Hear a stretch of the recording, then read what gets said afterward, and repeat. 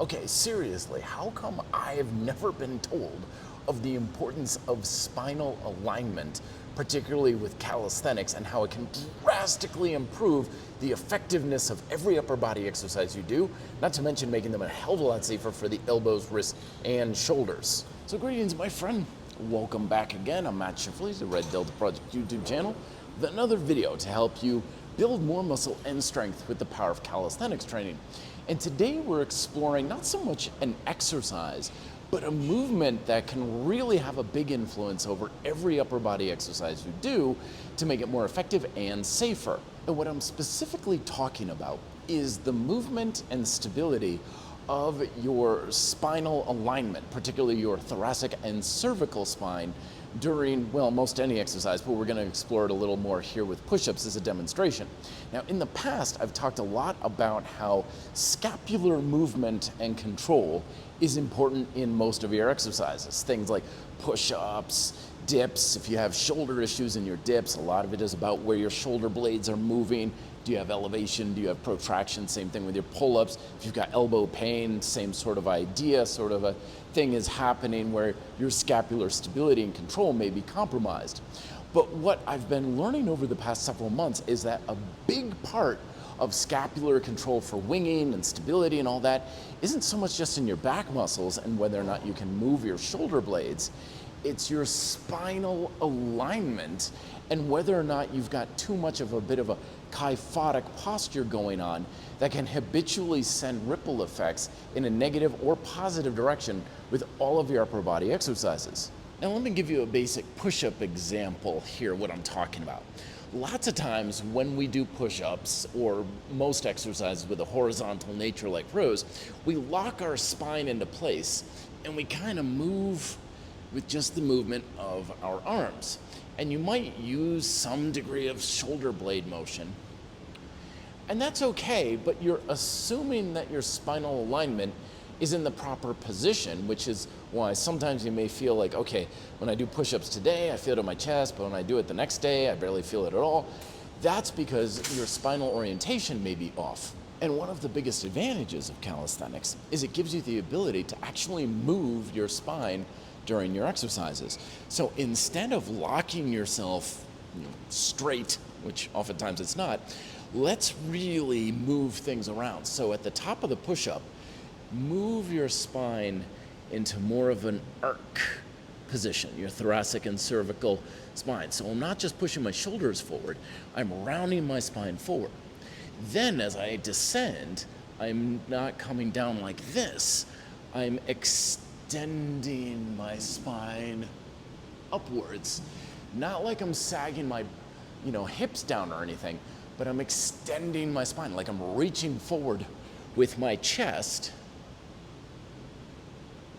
And that does wonders to really retract, depress, and even rotate my shoulder blades to get that perfect alignment for my arms, activation in the chest, shoulders, and triceps. So instead of this kind of thing, we're getting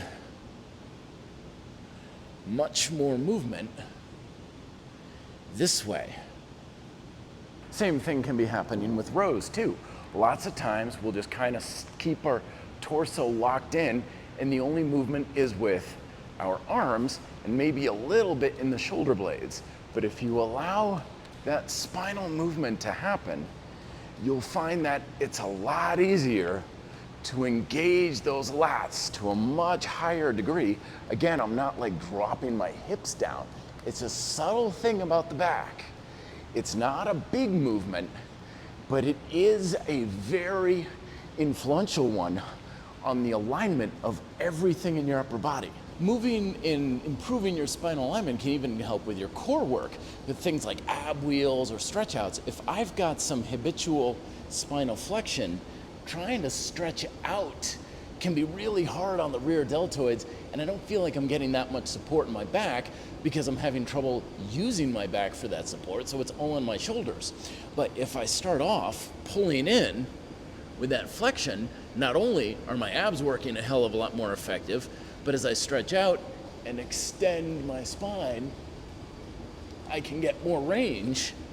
It's a lot more comfortable, a lot easier on the joints. And whoa, Nelly, abs are working a hell of a lot better too. Even vertical movements are really influenced by your ability to extend your spine. With things like dips and pull-ups, you're not going to have spinal flexion and extension. But being more aware of those positions allows you to more consistently engage a proper alignment. So if I'm here and I'm like, okay, time for dips, I'm already engaging in some slight spinal flexion. So when I start off, I'm gonna feel it more in my shoulders and my chest, and it's gonna be a little wonky. Even a few degrees makes a big difference. So if I'm already extending upwards, it doesn't need to be like a bridge or anything, but I'm just reaching upwards with the top of my head. Now, all of a sudden, I can just even feel my spine is more elongated, my breathing is gonna be better, and my ability to stabilize with my lats is significantly improved. And I have a lot better engagement in my chest, my triceps, and there is zero stress in my shoulders. This is why several years ago I made a video about, if you can, when doing pull-ups, start directly underneath your pull-up bar. Because when you come from it slightly behind, you're kind of reaching forward and getting a little bit into that spinal flexion. I wasn't aware it was about the spinal flexion initially, but now from right underneath and I look up, I'm extending my spine up, which automatically puts me in much better alignment. So when I jump up, I have that alignment, which means it's a lot better activation in my back, my biceps, shoulders, and I have a lot less stress in elbows, wrists, and scapular area. And that's why I've been warming up personally, and I'm giving a lot more of my clients to warm up, of the old classic cat-cow exercise. Because you're effectively practicing that spinal flexion and extension. Again, it doesn't need to be a big motion, and a lot of exercises may not even involve the movement at all, but being more aware of what extension is, what flexion is, rather than kind of being in this middle ground of wherever and having inconsistency with your spinal alignment. Now through the movement, you can gain that alignment through the movement and drastically reduce the stress and injury of the exercises while making them much more satisfying and effective.